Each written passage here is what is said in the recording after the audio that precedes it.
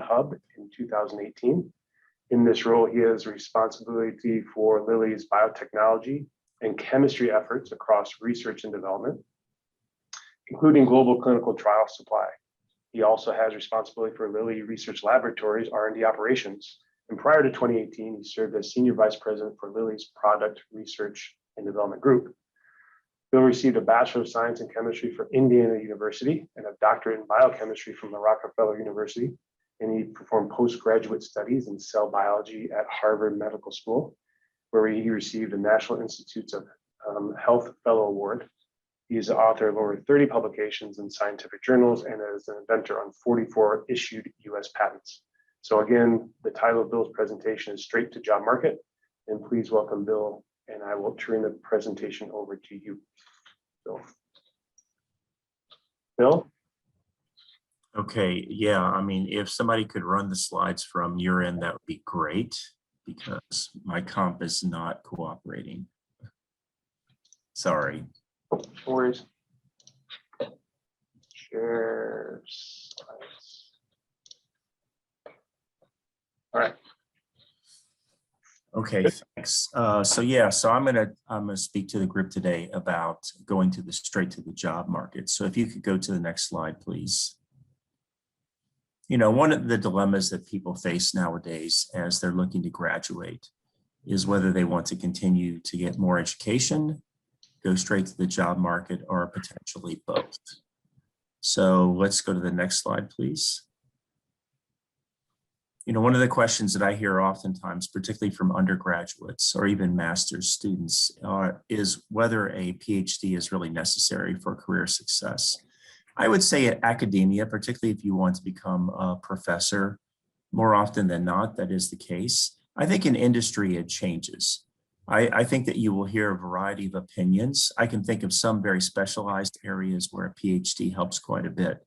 But in most cases, I actually think that it's probably becoming less and less of a requirement, if you will, to be able to go straight to the industry. So if you could go to the next slide. So, you know, one of the other questions I get asked is, what do employers look for in candidates? Obviously, we're looking for technical training. We're looking for experience. So particularly if somebody is an undergraduate, have they worked in a lab as an undergraduate? Have they actually already worked somewhere else? We're looking for work ethic. And then one of the things that I know that I really key in on is really about curiosity, sort of agility, willingness to actually change, and motivation. And then obviously, for most organizations, they're also looking for cultural fit as well. Do they feel that this individual is actually going to be a good team member for the organization? And equally so, do they feel that the organization is going to be a good fit for that individual? So if you could go to the next slide, please. So getting the interview. I think that one of the things that people find the most frustrating is, how do you actually get your foot in the door to actually be able to speak to an organization about possibilities? I mean, in reality, you have to be very persistent, and you also have to be prepared to search broadly. Oftentimes where I see that people run into trouble is they actually sort of go after one or two opportunities. They put a lot of energy into that. And I understand why those might be very attractive options for folks, but you really want to make sure that you're actually searching broadly and understanding what the landscape is. And then also understand what your short and long-term goals are. Is this a role that you're looking to actually gain some valuable experience, and then you're thinking about moving on to another opportunity? Or is this something that you actually are prepared to think about for the long haul? And then ensure that your qualifications match the job opportunity. One of the things that will actually get your resume sort of put to the side is if it's quite clear that you're not qualified, at least from a minimum qualification perspective, for that job opportunity. And then also don't hesitate to leverage professional and personal contacts. You may know individuals in that organization that you can actually chat with. Social media like LinkedIn can be very helpful. And then consider how to make your resume or letter of introduction stand out. What is it about you that's going to be unique that A casual observer is going to say, I actually want to read the rest of this document. Because if it's a pretty standard format and it's not going to actually grab people's attention, that doesn't necessarily help you sort of get to the top of the queue, if you will, in terms of people that they're looking at. So if we could go to the next slide. Before the interview, and this first point is really critical, do your homework on the organization that you're looking to join and even the team, if possible. I can't tell you how much of a difference it makes if interviewers actually realize that you've actually done some homework to find out what's going on in that organization. And particularly if there's a specific team that you're going after, try to understand as much as you can. And once again, there's a lot of data out there. And you're not going to have perfect information, but just being able to show that you actually took some time to do some research is really critical. As an aside, I actually interviewed an individual. This is for a vice president role several years back. And this person purported to be an industry expert. And as I started talking to them about major moves in the industry,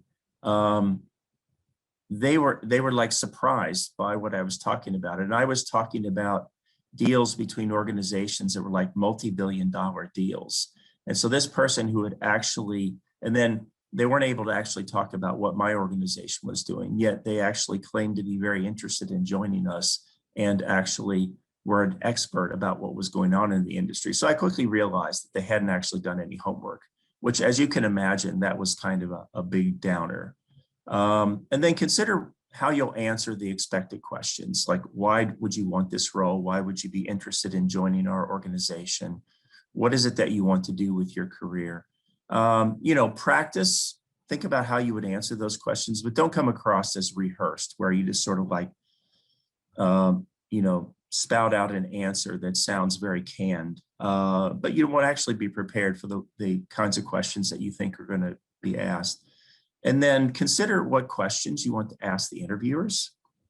One of the things that I'm always interested in, and one of the things that I actually pay attention to, is when individuals who I'm interviewing are prepared to ask me questions. So once again, they've actually given some thought about the conversation, and they want some information about the organization that they're looking to join. Be well rested. I mean, I realize that actually is probably obvious, but being well rested and relaxed is really helpful.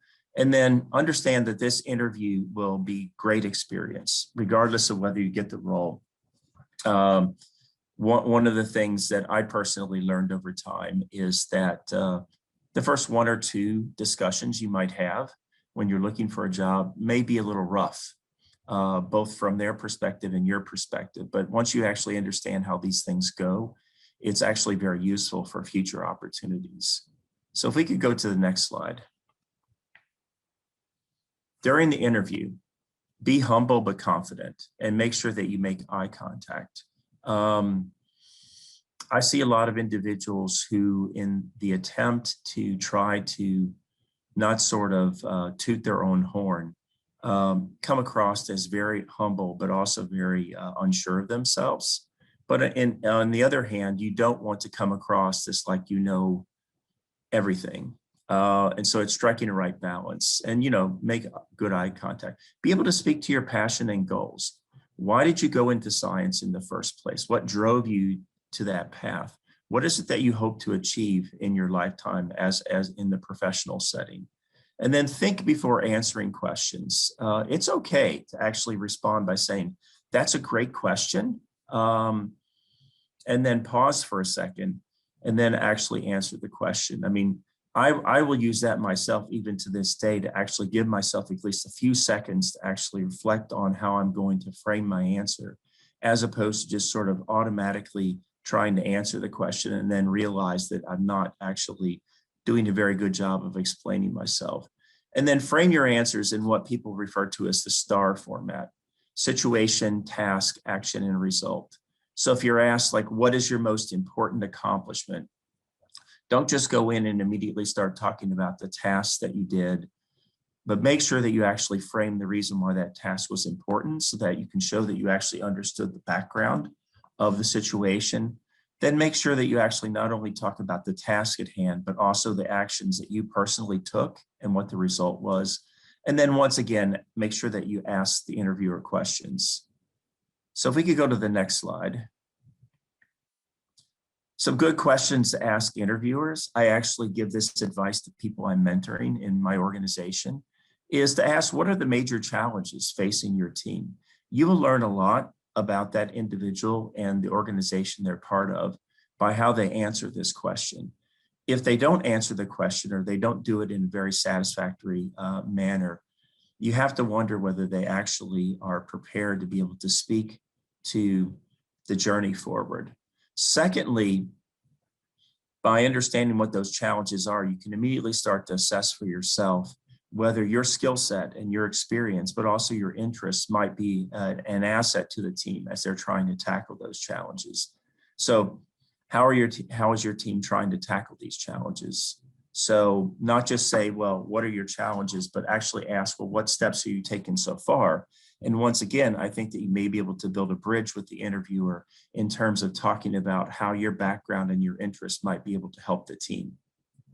What is the team's approach to talent development? This is a question that I think oftentimes is left out because people are so eager to actually try to ensure that they're making a good impression. But you really want to understand, is this organization a place that's going to invest in you? And if so, how are they going to invest in you? And then increasingly, a question that I think is more and more important and on people's mind is, what is the team's approach to diversity, equity, and inclusion? You want to understand what kind of culture you're going to join. It's not just about the technology or the science or actually the line of work. It's also about what is the organization's culture, if you will. Could we go to the next slide, please? Final thoughts. Most employers invest in people as opposed to capabilities. And I think that's counterintuitive to many people, particularly as they're coming out of school, because they're actually thinking that the employer in question is actually focused very much on kind of what they did in school and perhaps what experiences they have. And to a certain extent, that is true. You want to know that person's background. But I will tell you that as I interview individuals, I'm actually trying to assess what drives them, what motivates them, and also where I think this person could be in 5 to 10 years. Because I accept that they actually come to the table with a certain set of technical talents and a certain set of experiences. But I'm actually trying to assess whether this is an individual who's actually going to be able to grow and develop and contribute to the team for the long term. And then consider how you are the right fit for the organization. And then also consider how the organization is the right fit for you. You don't want to spend time at a place where you can't bring your whole self to work and be very authentic, and also where you can do your best work. I use the analogy of the reason why people enjoy hobbies is because they actually can put their whole self into that activity. They enjoy doing it. It's not a chore. It's actually a pleasure. And so they actually bring all of themselves to the table. And then finally, don't be afraid to follow your dreams. Believe in yourself. There will be a place for you, hopefully multiple places. But I see a lot of people get very down when their initial attempts to actually find a role in organizations don't yield results. And then they start doubting whether they're actually going to ever find the right role or whether they're actually good enough. And, I always tell people that the biggest barrier that all of us face is the barrier that we create for ourselves in our heads. So I would tell people to sort of get out of your head and get out of your own way, not because I'm actually trying to give them a hard time, but because I'm actually trying to remind them that they need to believe in themselves and understand that they can contribute. But it's really about finding that best opportunity that works for them, but also for the other organization as well. So I know I went through this pretty quickly. Sorry, I've been wrestling with computer problems for the last 45 minutes. So I also wanted to make sure that there was time for questions as well. So with that, I will thank you and I'll turn it over to questions. Hey, thanks, Bill. It's a great overview, a lot of great advice for students coming into the workforce. There are 3 questions in the Q&A right now. And the first one from Sri is, how early can I apply for industry jobs when I am close to completion in grad school? Maybe in other words, how close to defense do I have to be for some prospective employer to take me seriously? I mean, I would actually start probably midway through your graduate career in terms of starting to contact organizations. A lot of organizations actually have what are known as graduate intern programs, where they will bring individuals to their organization for a period of time. It's usually 3 to 4 months, where they can actually sort of get a better assessment, and you can also get a better assessment. And I've seen more and more universities actually leveraging that. Now, obviously, you have to have a graduate school advisor who's going to be very supportive of that. But I've actually seen people use those opportunities pretty effectively. And then you also want to put yourself on people's radar screens so that they're actually interested in following up with you. One of the things that I know that people are always worried about is that they don't have sort of a definitive answer for when they will finish their degree, because obviously they have some sense as to when they might be writing up their thesis, but they don't have clarity as to when they'll do their final defense. I can assure you that if an organization is interested in you, they will be patient. We have waited a long time for some folks as they've worked through that final step. So once you actually sort of get your foot in the door and get people sort of leaning in to be interested in you, they will be patient. The other thing is this is sort of a practical word of advice, is if your graduate school advisor knows that you have a job offer on the table, at times that actually incents them to move a little faster on their end, because they know that there are other players involved who are actually very interested in seeing the process move efficiently. That's great. Great question, though. I mean, I just wouldn't wait to the last minute. If anything, at least to start, setting up those like exploratory conversations. That's great. Thanks, Bill. Another question from Sri is, do you have any tips when applying for a position which is not directly related to grad school topic or any earlier experiences? How do I make myself a strong case there? Well, this kind of goes back to the my comment about making sure that you actually can make the case as to why you meet the qualifications for the job.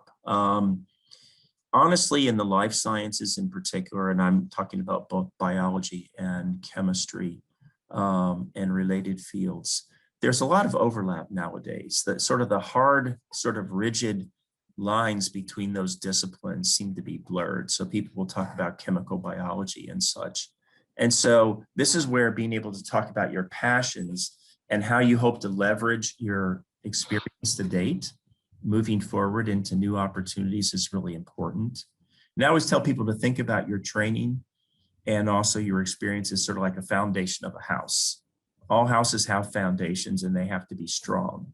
But then the question is how broad do you want to take yourself in terms of trying sort of new opportunities? And then it's really about being able to convince people that your passion and your drive will actually allow you to do well in those new spaces. And if you have examples of where you have been able to show learning agility in the past, to where you were given a new challenge and how quickly you actually sort of rose to the occasion, if you will, that's helpful. I will tell you that when we bring graduate school interns in, or even undergraduate interns into our organization, we usually give them a project that is related to, but not directly in their technical discipline, because we want to actually give them a new opportunity. But honestly, we're also assessing how well they would do with that new challenge. Oh, that's a great answer. Next one is, any tips for conveying your personality in virtual or phone interviews? Yeah, this is an interesting one about doing things virtually. For some people, it's actually almost appears to be easier to do it virtually than in person, but I've seen a lot of people who really kind of struggle with that media, or even with a phone call. And so this is where I think that you have to sort of bring more of yourself to the surface. And that's not very comfortable for anybody, honestly, to really talk about what drives you. Once again, your passion, whether you would call it your passion, your North Star, the things that are the most important to you and what it is that you hope to achieve. People will pick up on that. I mean, they'll not only pick up on the words, but they'll also hear the tone in your voice, how excited you are about the journey ahead. And to a certain extent, I would say that I don't see a real difference between interviewing people virtually versus live, except that at times perhaps they haven't had to go through the hassle of traveling, several thousand miles to a job interview and be a bit tired or jet lagged or whatever. And understand that virtual interview, either by video or by phone, may just be the first interaction, and there will likely be other chances to have interaction. But I'm actually very comfortable with talking to the candidates virtually, somewhat because even prior to the current sort of COVID restrictions that we all sort of deal with, we were talking to a lot of candidates that were from outside the US. So I'm not going to actually ask them to hop onto a plane and come over here, just for the sheer pleasure of being in my physical presence. That's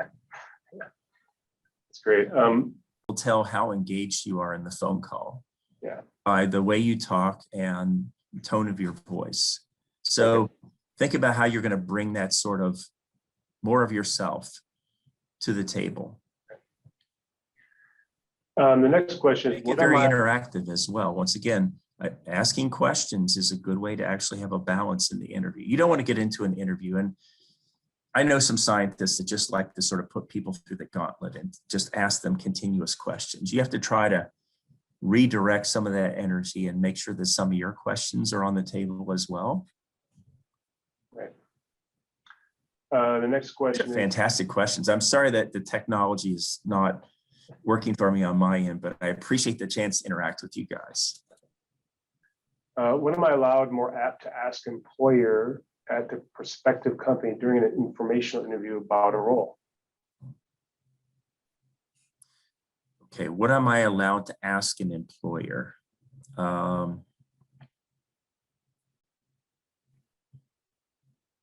There's some things that I would recommend that you ask, and some things that I would suggest that you put off to a further conversation. So one of the things that will sort of automatically ring alarm bells for interviewers and potential employers, if you immediately want to start talking about things like vacation and salary, you should have already been able to actually get some sense about roughly what salaries are like. Now, I mean, it's fair game to actually ask them if they offer sort of like a competitive salary compared to the marketplace, but you don't want to actually get into a situation where you're asking about all the benefits before you've actually even established a basis of why you and they are interested in each other. It's just very off-putting. So that's not something that I would recommend that you do. But if in a further conversation, and particularly if they've actually already shown interest or extended an offer to you, you definitely want to get into those details to understand sort of the total package of what you're being offered. Now, if they actually offer to talk about it, that's a different story. So in some respects, you also have to follow their lead. There are some organizations that actually do talk about their benefits up front as a way of sort of enticing people to join them. And if they're starting that conversation, then it's fair game to actually ask. Next question is, what do you recommend for people with master's degrees? It seems like companies think you're overqualified for a BS position, but won't hire for PhD positions without experience. How can we get that initial experience? Oh, I've never actually seen this phenomenon before, to be honest. I mean, we love individuals with master's degrees because they've actually had an opportunity to, at least in the sciences, to have more hand-on experience working in the lab as an example. I mean, I always tell people that the one thing that you see, or you can pretty much count on for individuals who either have a master's or a PhD, is that they've had a lot more time, say, working at the bench, say if they're a chemist. For undergraduates, it really depends on what organization or what school they're at as to whether they've had the opportunity to have a lot of time in the lab doing undergraduate research. Some of the bigger schools, that's pretty much a given, but we also go to a lot of smaller schools where their science program is much smaller and there are fewer opportunities for people to work in the lab.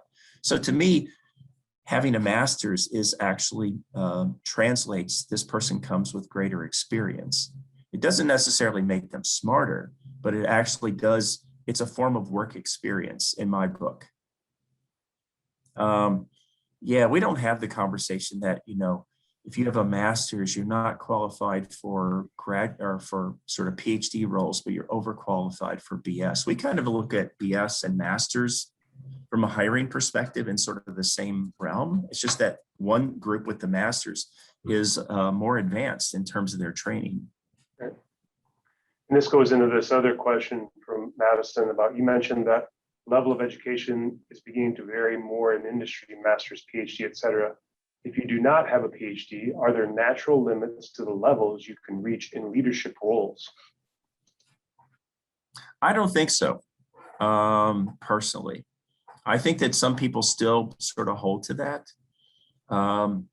I think if you want to be the chief medical officer for an organization like mine, I'm pretty sure you have to have an MD. But I have a lot of very strong scientists. As a matter of fact, some of my strongest scientists have bachelor's degrees, but they have a lot of experience and they're really great. I mean, I can think of one individual that I would not trade for 10 PhD scientists. She's that good. She is one of our best scientists. And I mean, honestly, I don't even look at what degrees people have. I mean, I've actually sort of taken on organizations where I just sort of had the natural assumption, given the level of experience and how people were operating, that they had a certain degree, only to find that that was not the case. But, you know, there are organizations that are still very much degree focused. And I think there are certain areas, like in the computational sciences, where I think it really helps to have that additional training. So to me, it's more about the additional training before you actually move into industry, as opposed to saying that they're automatically smarter or more capable. Right. Great. When applying for a job you found online, what can you do to increase your chances of getting an interview outside of writing a good cover letter? Well, I think if you can connect with folks from that organization, particularly from the team that's actually looking to hire, to sort of introduce yourself and explain why you're interested. Sometimes that personal connection can help. Sometimes if you have a colleague who actually has sort of a relationship with somebody in that particular organization, they can actually offer to introduce you as well. I just tell people to use a variety of options. So for example, I'll just use LinkedIn as an example. Oftentimes you will see individuals who are reposting roles. So many companies actually have a standard portal for job opportunities, and those job opportunities have the description, if you will, of the role and the responsibilities, et cetera, the qualifications. But then you'll see scientists from those organizations that are actually reposting that. I would reach out to those scientists and say, hey, I'm really interested in this opportunity. Can I actually chat with you about what it's about? Tell you a little bit about myself? Because they're probably one of the individuals who's going to be influential in making the decision as to who to hire. So it's kind of like enriching your chances that you at least get noticed. Okay, next You guys are asking great questions. I know there's a lot, there's a couple more left here. Do you have tips Okay, for a couple more. articulating the key qualities you want to portray to an interviewer without being asked in an interview? So do you have tips for articulating the key qualities you want to portray to an interviewer without being asked in an interview?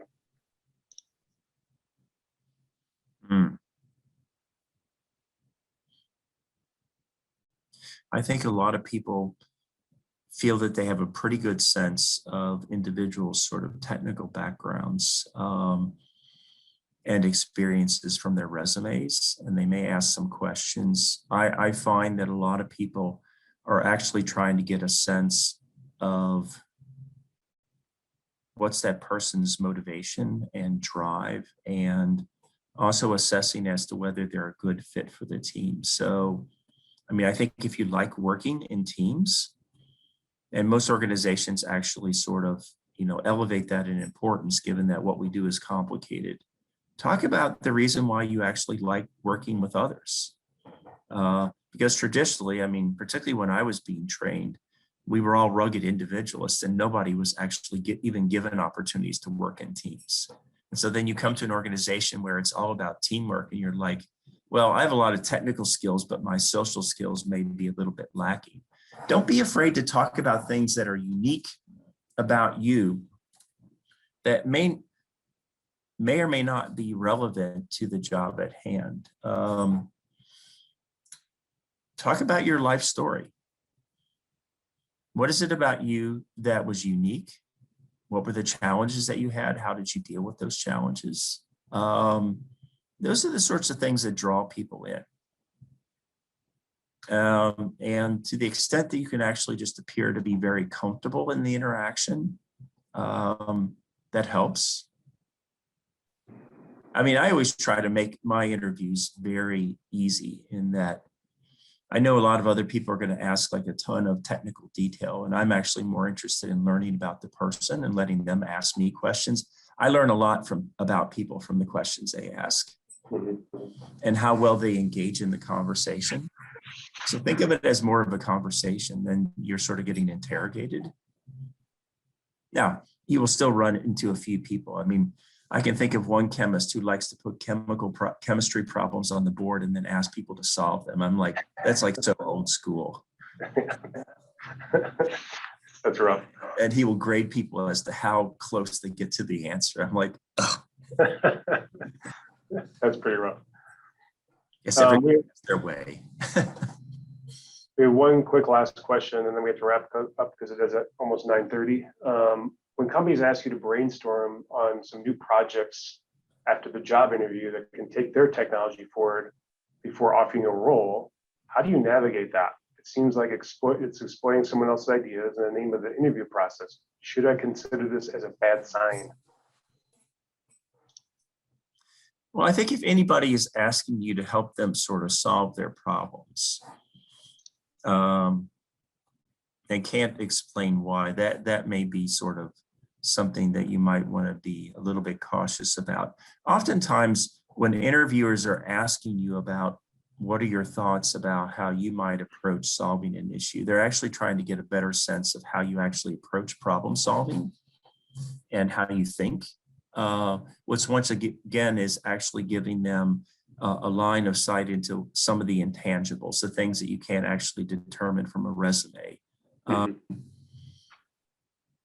Perhaps in some industries, particularly the tech industry, that might be a little bit more dangerous. But when I've seen people be asked those kinds of questions, it's really because we're actually trying to get a sense of how they would actually approach the situation, as opposed to what answer they're coming up with. Particularly if I'm trying to assess whether this person is a conventional versus an unconventional thinker. Because sometimes those unconventional thinkers come across with these a little bit more off the wall solutions, but man, they're like so invaluable in terms of adding to a team. You want those individuals who are kind of like I call them the dreamers, who sort of are not afraid to talk about things that are on the leading edge, or bleeding edge, as we call it sometimes.